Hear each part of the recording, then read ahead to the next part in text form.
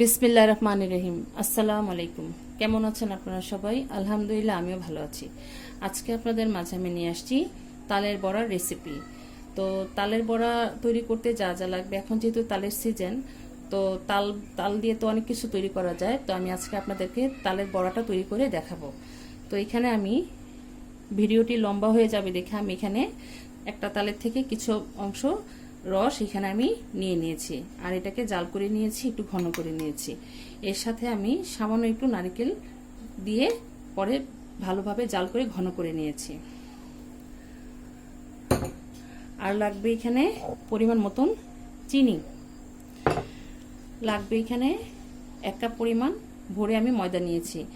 এখানে আপনারা চাইলে আটা ব্যবহার করতে পারেন, চাইলে চালের গুঁড়াটাও নিয়ে নিতে পারেন। তো আমি এখানে ময়দা দিয়ে করব। আর এখানে হচ্ছে কালি জিরে নিয়ে নিয়েছি, অল্প পরিমাণ কালি জিরা ব্যবহার করব এখানে, আর পরিমাণ মতন লবণ। প্রথমে আমরা যা করব, এখানে যে ময়দাটা আছে সেটা আমি এর মধ্যে দিয়ে দিলাম পুরোটা। এখন এর মধ্যে পরিমাণ করে চিনিটা দিতে হবে। যেহেতু আমার এখানে 1 কাপ পরিমাণ আছে, এখানে আমার পুরোটা চিনি লাগবে না। তো আমি এখানে আধা কাপ পরিমাণ চিনি দিয়ে দিচ্ছি, যেহেতু চিনি থেকে পানি কিছুটা ছাড়বে। আর এখানে পরিমাণ মতন যে লবণটা আছে, এখান থেকে আমি অর্ধেকটা পরিমাণ লবণ দিয়ে দিচ্ছি, আর দিয়ে দিচ্ছি কালি জিরে। ভালোভাবে মাখিয়ে নিতে হবে।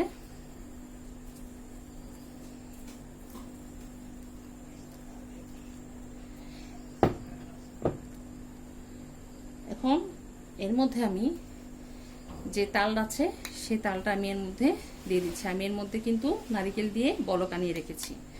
তো আপনারা চাইলে এর সাথে আপনারা নারকেল কোড়ানো দিতে পারেন। তো এখানে আমি পরিমাণ মতন কিছুটা তাল নিয়ে নিচ্ছি। আমি এখানে অল্প অল্প করে দিব।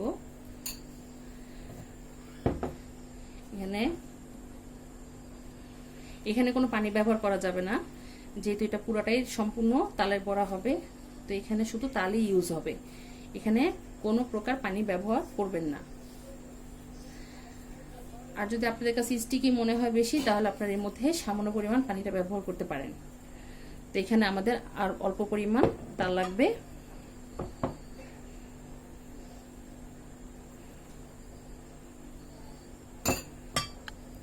এই পরিমাণে নিয়ে নিলাম। এটাকে ভালোভাবে মাখিয়ে নিতে হবে,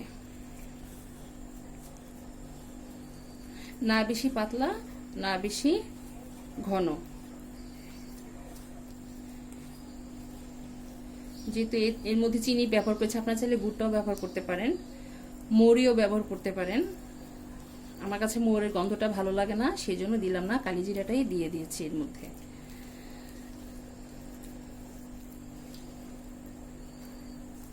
এরকম হবে ডোটা, ঠিক এরকম এরকম। এখন আমি এটাকে 20 মিনিটের জন্য রেস্টে রেখে দিব। তো আমরা 20 মিনিট পর চুলোর কাছে চলে আসছি।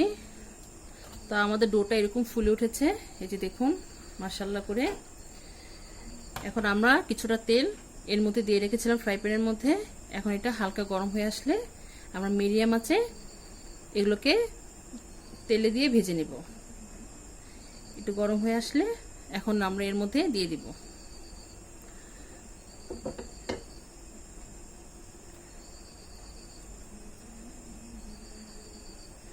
এখন আমরা এর মধ্যে গুলাটা দিয়ে দিচ্ছি। বিসমিল্লাহির রহমানির রহিম।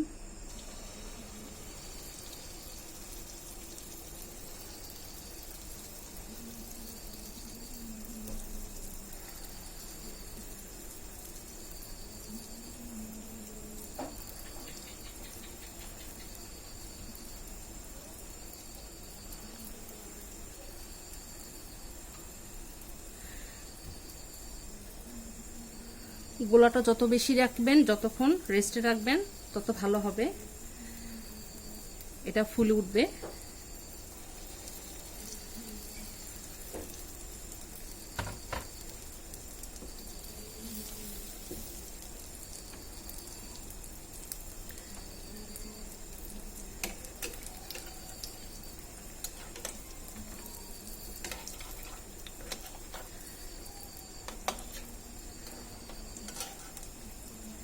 এখন উল্টিয়ে দিচ্ছি।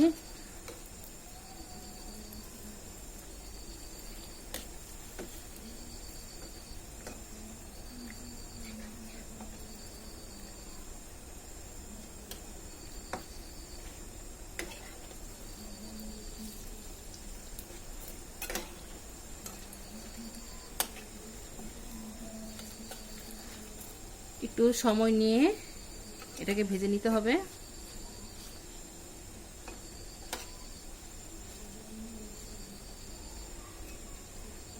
অনেকে সুজি দিয়েও করে, যে যেভাবে করে।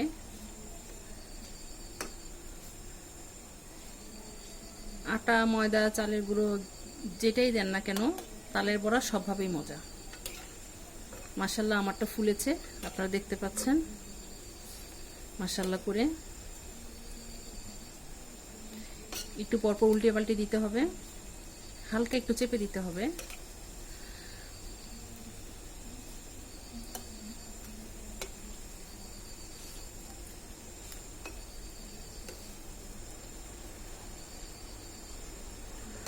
আমরা এইভাবে করে ভেজে নিব। আমাদের বড়াটা হয়ে গিয়েছে, এখন আমি এগুলোকে নামিয়ে ফেলবো।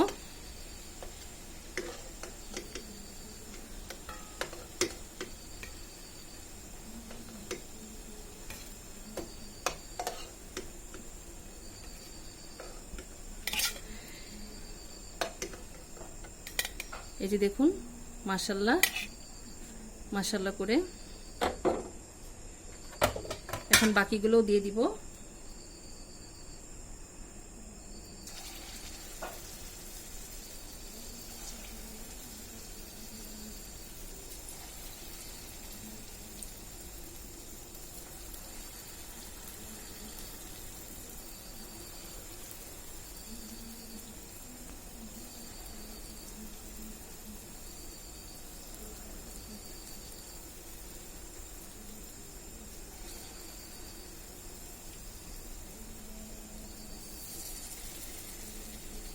এখন আমরা বাকিগুলো এভাবে দিয়ে ভেজে নিব। আমরা এগুলোকে উল্টিয়ে দিচ্ছি এখন ভালোভাবে।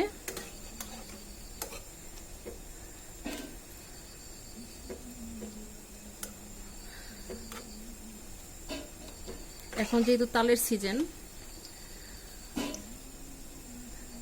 তালের সময় আসলে খুব ভাল লাগে যে বিভিন্ন রকম পিঠা তৈরি করা যায় তাল দিয়ে। আমার কাছে তালের সিজনটা আসলে খুব ভালো লাগে, তালের গ্রানটাই আমার কাছে খুব ভালো লাগে।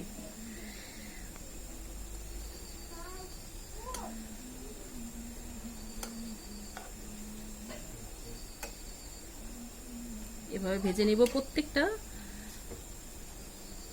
বড়াগুলো, এভাবে আমরা ভেজে নেব। ফুলে উঠেছে মাশাআল্লাহ, আপনারা দেখতে পাচ্ছেন।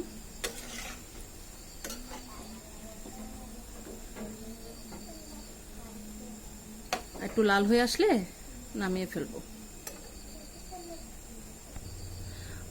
আমাদের বড়াটা হয়ে গিয়েছে, এখন আমরা এগুলোকে সব নামিয়ে ফেলবো।